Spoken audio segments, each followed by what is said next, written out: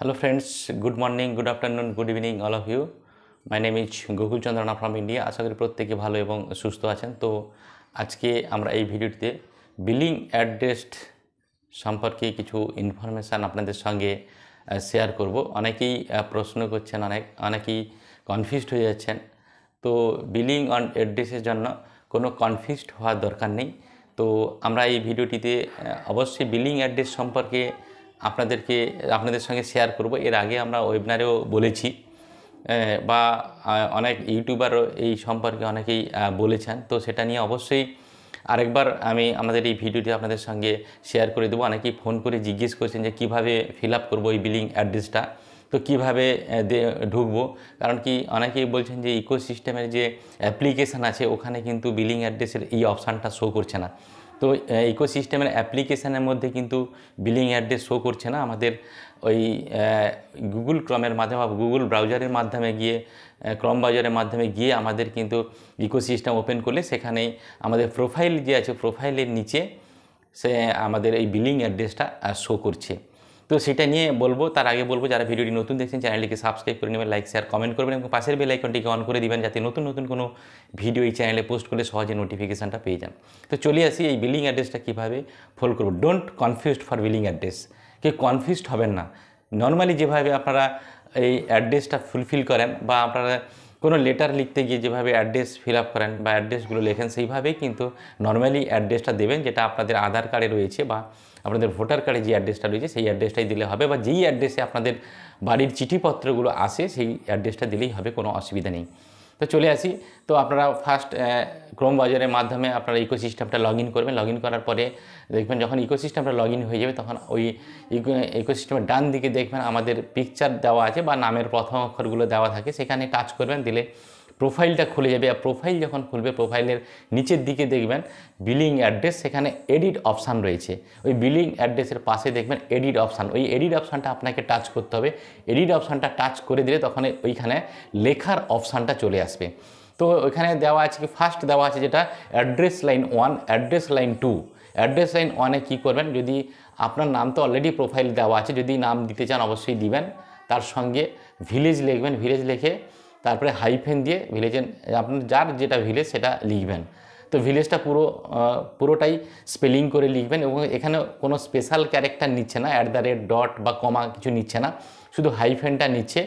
আপনি ভিলেজ লিখবেন হাইফেন দিয়ে, আপনার ভিলেজের নামটা লিখবেন। তারপরে যদি আপনি পোস্ট অফিস বা পুলিশ স্টেশন দিতে চান ওটা দিয়ে দিবেন।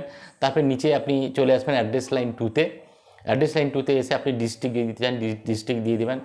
আর পাশে নেয়ার, যদি আপনার বাড়ির কাছাকাছি কোনো যদি স্কুল বা কোনো মন্দির যদি থাকে ওই নেয়ার ওইটা দিয়ে দিবেন, বা স্ট্রিট নেম থাকে যদি বা আপনার বাড়ির কোনো নম্বর থাকে বিল্ডিং নম্বর সেটাও যদি দিতে চান তাহলে দিয়ে দিবেন। নর্মালি যেভাবে আপনি অ্যাড্রেস ফিল আপ করেন সেটা এখানে করবেন অ্যাড্রেস লাইন 2-তে। তারপরে চলে আসি সেকেন্ড যে স্পেসটা রয়েছে, সেকেন্ড স্পেসে কী দিবেন না, আপনার কান্ট্রি নেম চাইছে, ওখানে পরিষ্কার লেখা আছে কান্ট্রি নেম চাইবে। ওখানে টাচ করলে সমস্ত কান্ট্রির নেমগুলো দেওয়া আছে। তো আপনি যে কান্ট্রিতে থাকেন সেই কান্ট্রিটাকে সিলেক্ট করবেন, দিলে ওই কান্ট্রিটা অটোমেটিক চলে আসবে। তারপরে যেটা চলে আসে নেক্সট যে স্পেসটা রয়েছে সেটা হচ্ছে স্টেট, যেটা আপনি যে স্টেটে বাস করেন সেই স্টেটের নাম অলরেডি ওখানে টাচ করলেই এই স্টেটগুলো দেখাবে, বিভিন্ন স্টেট দেখাবে। আপনার কান্ট্রি যে স্টেটে আপনি থাকেন সেই স্টেটটা সিলেক্ট করে দেবেন, দিলে ওই স্টেটটা অটোমেটিক চলে আসবে। তারপরে যেটা আসবে সিটি, অলরেডি বুঝতে পারেন আমার ব্যাক হ্যান্ডে ওই পিকচারটা চলছে, ওই ব্ল্যাঙ্ক যে স্পেসগুলো যেটাতে আমি বিলিং অ্যাড্রেসটা দেবো সেই বিলিং অ্যাড্রেসটা আমার ব্যাক হ্যান্ডে চলছে, সেটা দেখে আপনি করতে পারবেন এই ভিডিওটা চালিয়ে দিলে।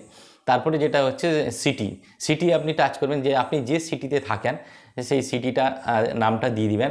এবারে অনেকে বলছেন যে আমি রুরাল এরিয়াতে থাকি, অনেক গ্রামের ভেতরে থাকি, আমি তাহলে আমার তো এখানে সিটি নেই, কি সিটি দেবো? আপনার কাছাকাছি যে সিটিটা রয়েছে সেই কাছাকাছি যে সিটি সেই সিটিটা দিয়ে দিবেন। সিটি মানে আপনি শহর, যে শহরের কাছাকাছি থাকেন সেই শহরের নামটা, ওখানে পাশাপাশি যে শহরের নামটা আপনাকে দেখাচ্ছে ওইটাকে সিলেক্ট করে দিবেন। তারপরে আসে পিনকোড বা জিপ কোড।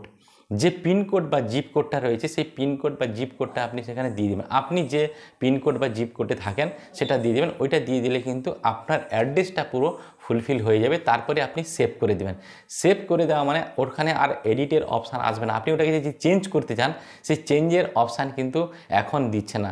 ডেফিনেটলি ওটা হয়তো পরের দিকে দিতে পারে, কারণ কি এর আগে অনেক কিছু অপশান ছিল না। যখন নতুন কোনো অপশান আসে তার এডিটের অপশান আগেও আমরা যখন নতুন ওমেল ক্রিয়েট করেছিলাম তখন নতুন ওমেল যদি ভুল করে কেউ নতুন ওমেল ক্রিয়েট করে ফেলি বা সেই ওমেলটা হয়তো আমার পছন্দ নয় বা আমি কাস্টমার হিসাবে রেজিস্ট্রেশন করে ফেলেছি ওমেলের মধ্যে, আমি ফাউন্ডার হিসেবে করতে দিতাম, সেখানে একটা ডিলিট অপশান ছিল না। পরে কিন্তু সেখানে ওমেল রেজিস্ট্রেশন করতে গিয়ে ডিলিট অপশান এসেছে এবং সেই ওমেলটাকে ডিলিট করে আমরা নতুন আবার ofounders.net থেকে নেভিগেট টু ওইএস করে আমরা নতুন করে আবার ওমেল আইডি ক্রিয়েট করে ফাউন্ডার হিসেবে রেজিস্ট্রেশন করতাম। তো তারপরে সেই ডিলিট অপশানটা কিন্তু পরে এসেছিলো।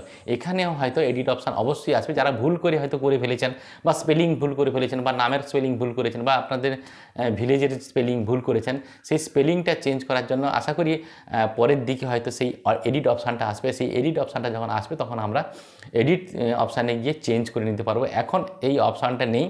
তো আপনারা জানেন যে স্যার আমাদের প্রত্যেকেই বলেছেন যে একসঙ্গে সবাইকে নিয়ে যাবেন, কাউকে ফেলে রেখে যাবেন না।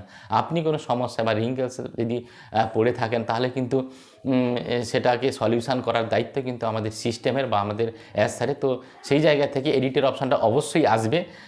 এডিটের অপশান যখন আসবে, যদি কেউ ভুল করে কোনো অ্যাড্রেসের নাম ভুল করে ফেলেছেন বা ভিলেজের নাম ভুল করেছেন বা নিজের নামটা ভুল করেছেন, তাহলে সেই চেঞ্জের অপশানটা অবশ্যই আসবে। তো যখনই আসবে তখন এডিট করে অবশ্যই এটাকে চেঞ্জ করে নেবেন। তো এখন এই বিলিং অ্যাড্রেস সম্পর্কে আপনাদের জাস্ট সম্যক ধারণাটা দিলাম। তো এটা নিয়ে কেউ কনফিউজড হবেন না। নর্মালি যেভাবে অ্যাড্রেস ফুলফিল করেন সেইভাবে ফুলফিল করবেন। তারপরে পপ আপে আমাদের এসছে বিভিন্ন পেমেন্ট গেটওয়ে নিয়ে অপশান এসছে, যেটা ইউপিআই পেমেন্ট, ইন্ডিয়ানদের জন্য ইউপিআই পেমেন্ট খুব তাড়াতাড়ি আসছে। তো সেটা ভেরি সুন আসবে। আর এই যে বিলিং অ্যাড্রেসটা দেওয়া হচ্ছে, তার কারণ হচ্ছে যে বিলিং অ্যাড্রেসটা দেওয়ার একটাই কারণ হচ্ছে যে কোনো যদি কিছু আমাদের বাড়িতে কোনো ফিজিক্যাল কোনো প্রোডাক্ট যদি পাঠাতে হয় তাহলে কিন্তু এই বিলিং অ্যাড্রেসের মাধ্যমে আমাদের বাড়িতেই কিন্তু এই ফিজিক্যাল প্রোডাক্টটা চলে আসবে। অ্যাজ পার এক্সাম্পল যদি আমরা বলি যে ইন্ডিয়ানদের জন্য আপনারা জানেন যে ডেবিট কার্ড রেডি হচ্ছে। তো এই ডেবিট কার্ড বা ক্রেডিট কার্ড যদি আমরা কেউ ডিজিটালি তো নিব, কেউ যদি ফিজিক্যালি নিতে চাই তাহলে ফিজিক্যালি অবশ্যই আমাদের বাড়িতে ডেলিভারি করতে হবে। তো সেই ডেলিভারির জন্য ওই বিলিং অ্যাড্রেসের মারফত কিন্তু আমাদের বাড়িতে ডেলিভারি হবে।